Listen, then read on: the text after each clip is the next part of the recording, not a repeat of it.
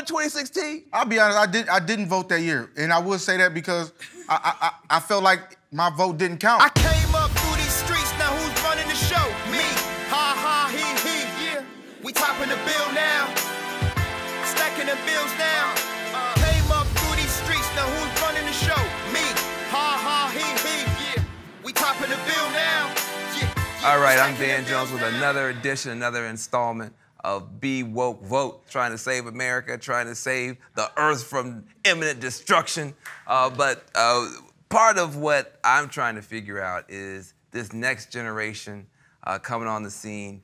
I think people in my age group, we talk about them, we never talk to them. We poll them, but we never actually get into the conversation. So I wanted to have somebody on that is the quintessential representative of the next generation that's coming up.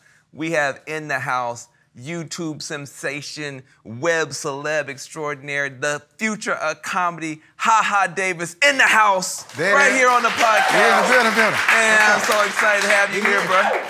So look. We in the building. In the building. So listen, man, I mean, you work with Kevin Hart and Snoop loves you and Chance the Rapper and all these people. Nobody ever heard of you 2 years ago, man. At all. At all. I was working at KFC, I was frying chicken. You want 3 and 1 or 2 and 2? You know what I'm saying? I was doing something totally different. So that's crazy. So you have literally millions of social media followers. Millions. Yeah.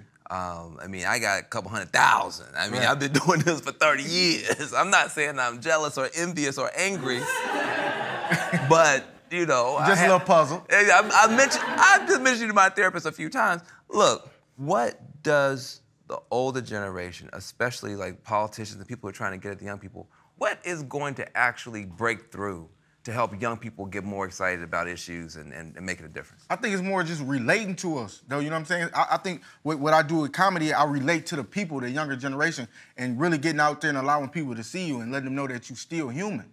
Because I think people forget that you're human. Yeah. So I think it's more of just getting out there and letting people know we're still human and letting people know that we are real people.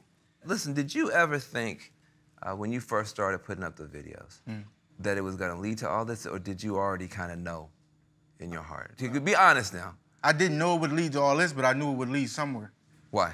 Because I believed in myself. I never thought it wouldn't go anywhere. I always thought that I know what I'm capable of. I just want the people in the world to really know what I can do.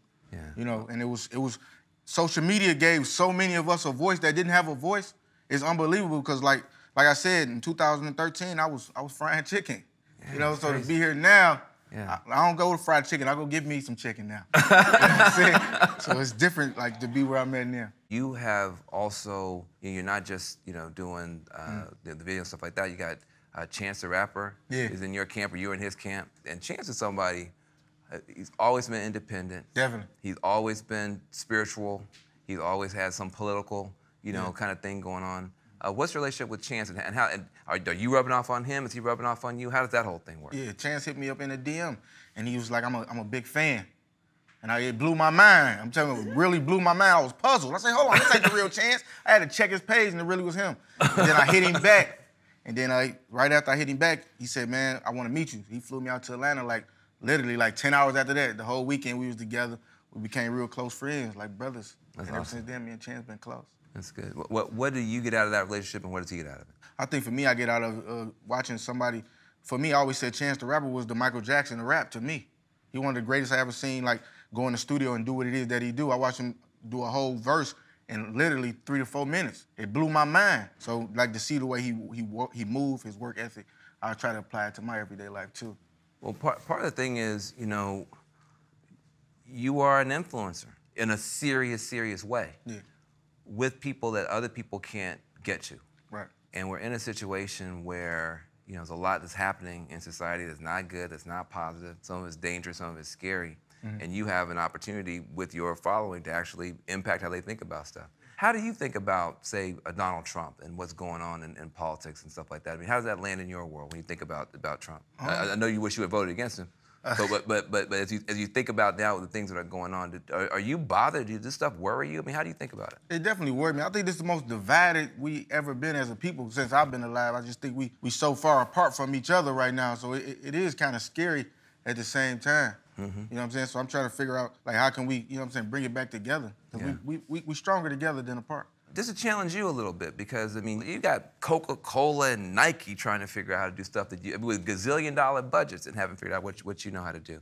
So I mean, to challenge you a little bit, I mean, what could you do that would move these younger people to take these issues seriously, to register to go vote, stuff that they might think is corny, but could literally, wind up saving lives, could wind up, making a difference for the community? I think it'd be the same way I got to where I'm at, just try to touch people through the videos that I make without trying to make it seem like I'm forcing it on them. You know what I'm saying? The things I make, you've been through some of the situations that I post on my social media.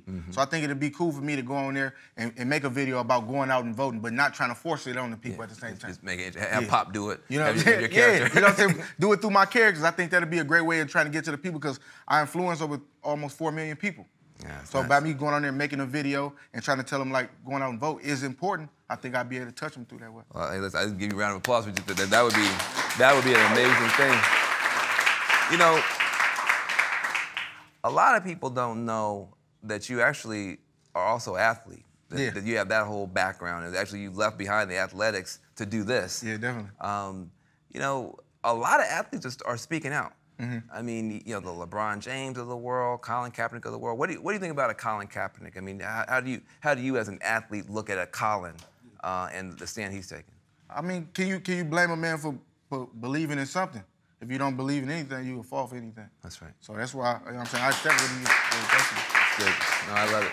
Listen, I'm mad at you about something. We're just gonna have to have this conversation in public in front of everybody, and I'm sorry. But we lost Michigan by 10,000 votes in 2016. 10,000 votes. Now, there's 120 million votes cast in the whole country.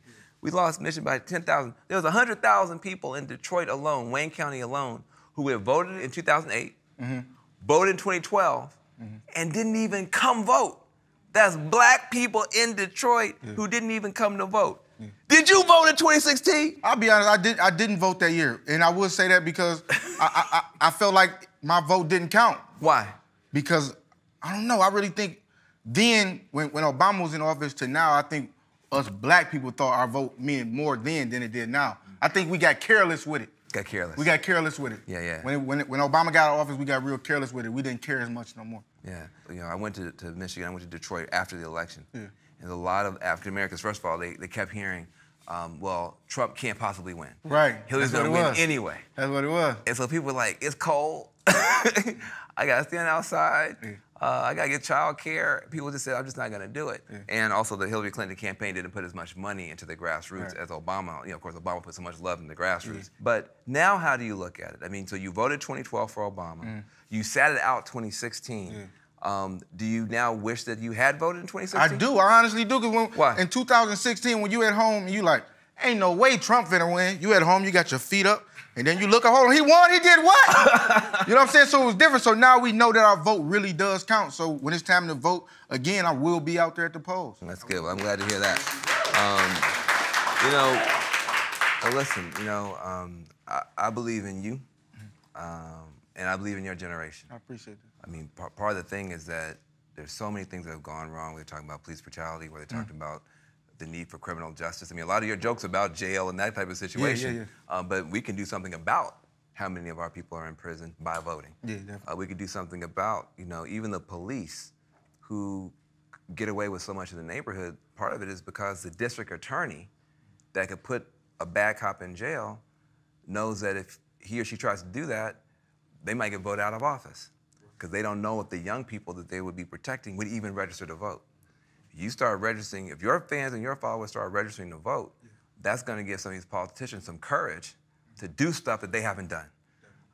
You were talking about going to community college. I mean, the reality is that it costs a lot of money even to go to community college Right, now. definitely. But yet they always have money for some dumb war or something else. They want tax cuts for rich people. That's because the young people are not registering to vote.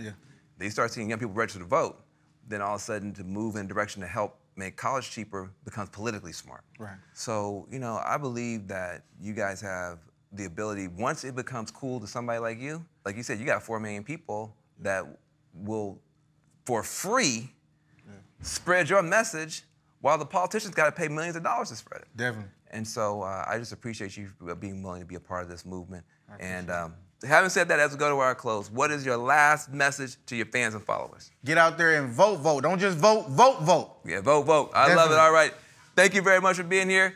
Be woke, vote. See you next time. Get woke, be woke, stay woke.